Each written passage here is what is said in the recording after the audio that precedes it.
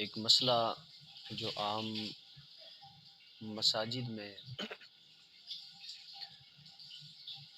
سردیوں کے اس موسم میں جنم لیتا ہے۔ اکثر لوگ مساجد کے اندر علماء کرام سے سوال کرتے ہیں کہ سردی کی شدت کی وجہ سے مساجد کے اندر ہیٹر چلائے جاتے ہیں۔ پہلے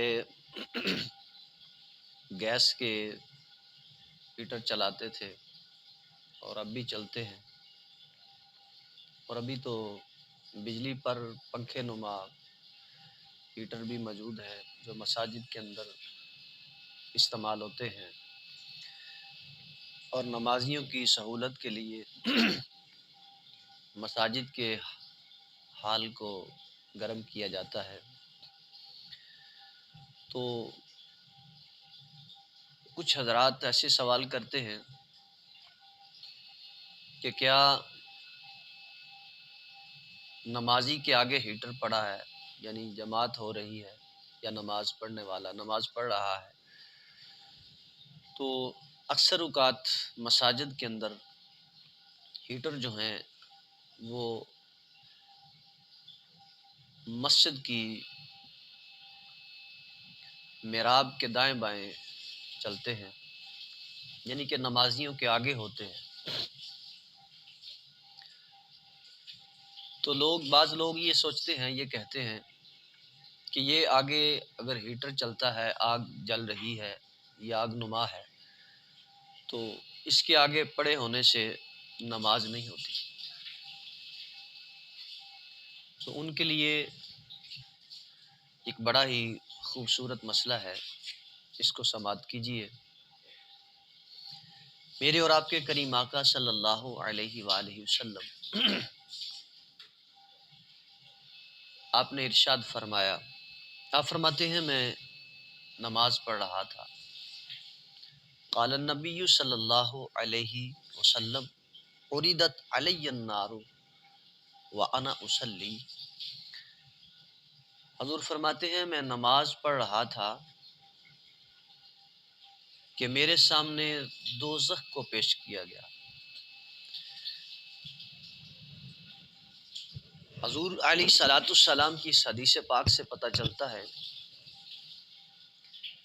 کہ تمہارے سامنے اگر دوزخ بھی ہو اور تمہارا قبلہ، تمہارا دل تمہارے رب کی طرف جھکتا ہے، تو آگ کے آگے پڑے رہنے سے تمہاری نماز میں فرق نہیں پڑتا۔ بعض لوگوں کا ایسا خیال ہے کہ ان کے سامنے آگ جل رہی ہے، ہیٹر چل رہا ہے، یا ان کے علاوہ کچھ ایسی چیزیں جن کی لوگ عبادت کرتے تھے، جیسے کہ سورج، بت یا مورتیاں وغیرہ ان کے آگے ہیں، تو اس سے نماز نہیں ہوتی۔ تو اصل بات یہ ہے کہ دل کا قبلہ ٹھیک ہونا، درست ہونا وہ ضروری ہے۔ تمہارے آگے کچھ بھی ہو، بس تمہارا رخ قبلے کی طرف ہونا چاہیے۔ اگر تمہارا رخ قبلے کی طرف ہے اور تمہارے آگے آگ بھی جل رہی ہے، مگر تمہارا دل اپنے رب کی طرف جھکا ہے، تو نے سجدہ اپنے رب کو کیا ہے، تو پھر آگ کے آگے جلنے سے تمہاری نماز میں کوئی فرق نہیں پڑے گا۔ ہاں، اگر دل میں یہ خیال ہے کہ میں آگ کی پوجا کرتا ہوں یا آگ کو سجدہ کر رہا ہوں، تو اس سے نماز جو ہے وہ ختم ہو جائے گی، بلکہ یہاں تک کہ اگر کوئی بندہ آگ کی پوجا کرتا ہے وہ دار اسلام سے خارج ہو جاتا ہے۔ اگر کوئی سورج، بت یا مورتیاں اپنے دل میں یہ خیال کر کے ان کی طرف سجدہ کرتا ہے تو وہ دار اسلام سے خارج ہو جاتا ہے، کیونکہ اس نے کفر کیا اور اللہ کے علاوہ اس نے کسی اور کو سجدہ کیا۔ اکثر اوقات ایسا مسئلہ بھی ہے کہ کچھ لوگ مزارات پہ جاتے ہیں اور جاہلانہ انداز میں وہ لوگ جاتے ہی قبروں کی طرف گر پڑتے ہیں اور سجدہ کرنے لگتے ہیں۔ ان لوگوں کا اہل سنت کے ساتھ کوئی تعلق نہیں. کیوں؟ کہ وہ لوگ جاہل ہیں، جہالت کی بنا پر وہ ایسے کام کرتے ہیں. جو اہل سنت ہیں وہ ایسے کام نہیں کرتے، وہ سجدے نہیں کرتے، وہ اپنے رب کے علاوہ کسی کو سجدہ نہیں کرتے.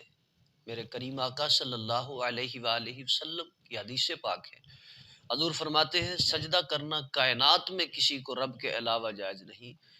اگر سجدہ جائز ہوتا تو میں عورت کو حکم دیتا کہ وہ اپنے خامند کو سجدہ کرے. تو سامعین محترم، اگر تم نماز پڑھتے ہو تو مساجد کے اندر یہ بہت بڑا مسئلہ ہے جو علماء کے سامنے آتا ہے اور لوگ اس پہ بحث بھی کرنے لگتے ہیں. تو آگے کسی چیز کا بھی پڑا ہونے سے، چاہے آگ ہو، چاہے تندور جل رہا ہو، چاہے تمہارے سامنے بوتیا کو مورتیاں پڑی ہوئی ہیں، تو تمہارے دل کا جھکاؤ تو اگر اپنے رب کی طرف ہے تو تمہاری نماز میں فرق نہیں پڑتا، تمہاری نماز ہو جائے گی. اگر تمہارے سامنے ہیٹر جل رہا ہے اور تمہارا دل اپنے رب کو سجدہ کرتا ہے، اللہ کی بارگاہ میں جھکتا ہے، تو پھر تمہاری نماز میں فرق نہیں پڑے گا. تو لہٰذا ہیٹر آگے چلنے سے اگر کوئی نمازی نماز پڑھتا ہے تو نماز میں فرق نہیں آتا. اللہ تعالیٰ کی بارگاہ میں دعا